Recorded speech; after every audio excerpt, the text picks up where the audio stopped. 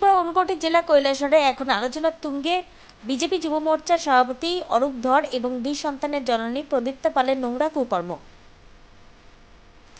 গত কিছুদিন আগে প্রদীপ্তা পাল নামে দুই সন্তানের এক জননী বিজেপি যুব মোর্চার সভাপতি অরূপ ধরের পক্ষে সাফাই দিয়েছিলেন। আজ তিনি কৈলাসহর মহিলা থানায় গিয়ে উল্টো বয়ান দিলেন। একই মুখে কেন দুই বাক্য? এই নাটকের নেপথ্যে কি অন্য কেউ গভীর ষড়যন্ত্র করছে? ঘটনার সূত্রপাত হয়েছিল গত 2রা মার্চ রাতে।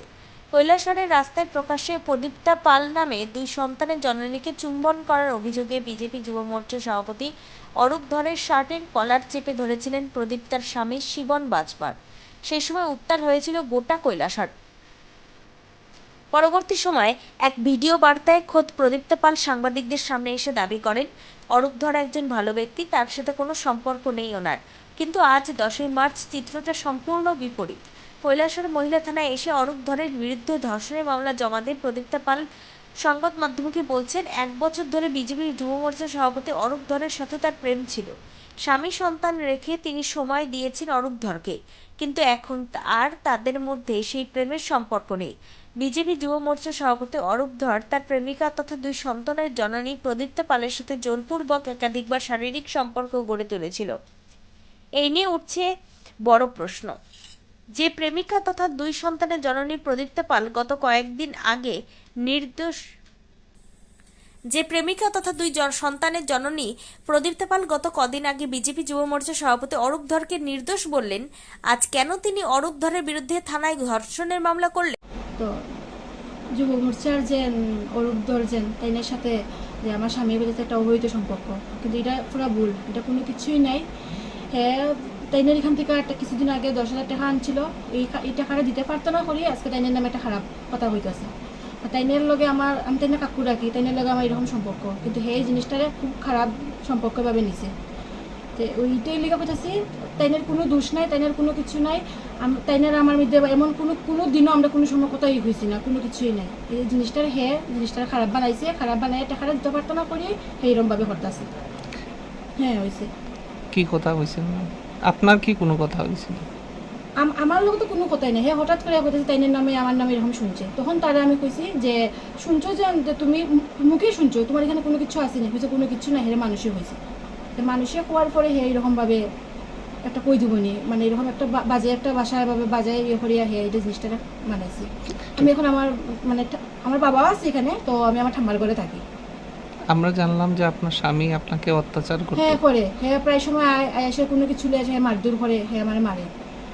তো এই যে মারধর করতো, কখনো কি থানায় কোনো কমপ্লেন না করেছেন? না, কোনো কিছু হয়েছে না। আমি মনে করছি যে এক্ষণে এরকম হইতেছে, আগামীতে ঠিক হয়ে যাব, জিনিসটা ভালো হইব, একটা ছেলে একটা মেয়ে আছে আমার, কিন্তু এই জিনিসটা হে বুঝছে না।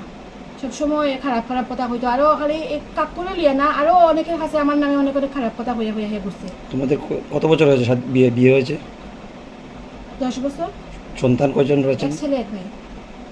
অরূপ ধরের তাইনের নামে একটা এফআইআর করার লিগে। কিসের এফআইআর? এফআইআর হচ্ছে তাইনে আমার লগে খারাপ করতে খুবই খারাপ করছে।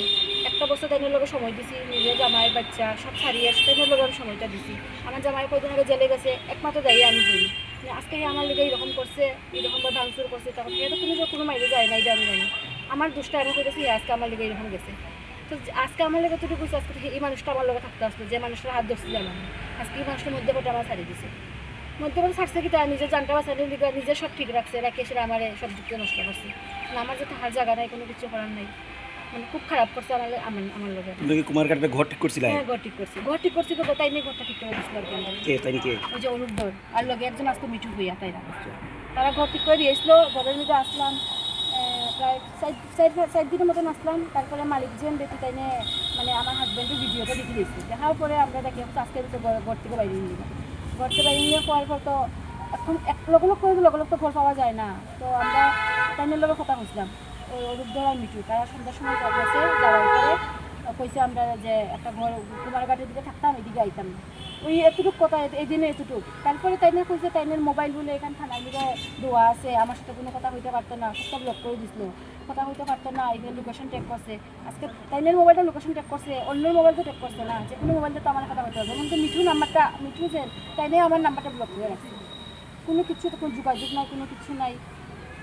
এমনভাবে কয়েকটা তো আমি কই আছি না আছে একটা বার তো কইতো যে তাই কই আছে গো বাড়ি খাইছিনি বোন খাইছিনি কোনো কিছু নাই এমনকি যে কোনো নাম্বারে ফোন করছি সব নাম্বার ব্লক করতেছে থানায় করছি যে তাই যে আমার সাথে মানে যা যা করছে যা যা হয়েছে সবটা হয়েছে থানায় কি হয়েছে? তাই তো কিছু কইছে না তারা হচ্ছে ম্যাডাম আইলে পরে আর থানাতে যে কাগজটা দিছো তোমরা এটা থেকে রিসিপ্ট সিল দিছেন? রিসিপ্ট দিছে না রিসিপ্ট মানে কাগজটা দিয়া দিছে আর কি কইছে ম্যাডাম আইলে পরে দিয়া দিব আবার যেতাম কয়টার সময় কইছে আবার না এটা কিছু কইছে না আপনি কি চান এখন ন্যায় বিচার চাইব? তো এটা হয়েছে ত্রিপুরা থেকে বিক্রম কর্মকারের report, crime press Bengal news.